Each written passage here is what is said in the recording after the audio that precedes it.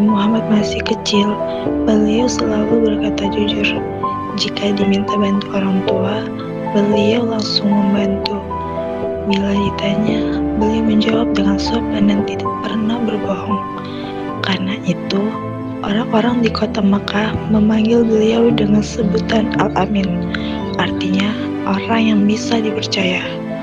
Suatu hari, Nabi Muhammad diminta membawa barang orang lain. Barang itu dijaga baik-baik, tidak diambil, tidak dirusak. Semua aman karena beliau jujur dan bertanggung jawab. Jujur itu artinya berkata apa adanya. Contohnya, kalau kamu menumpahkan air, kamu bilang jujur, maaf bu, saya yang menumpahkan. Dan sopan itu artinya berbicara dan bersikap baik. Contoh, mengucapkan permisi, tolong, maaf, dan terima kasih. A few moments later.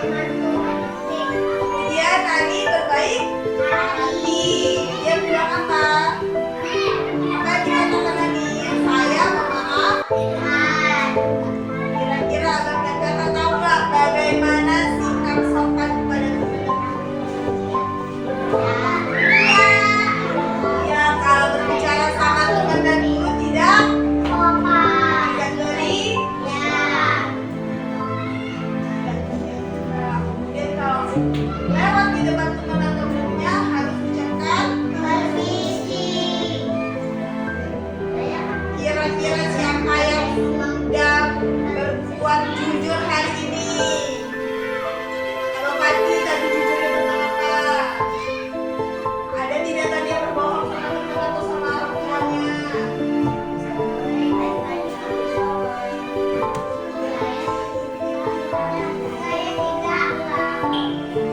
Siapa yang tadi berbohong sama orang tuanya? Ada tidak?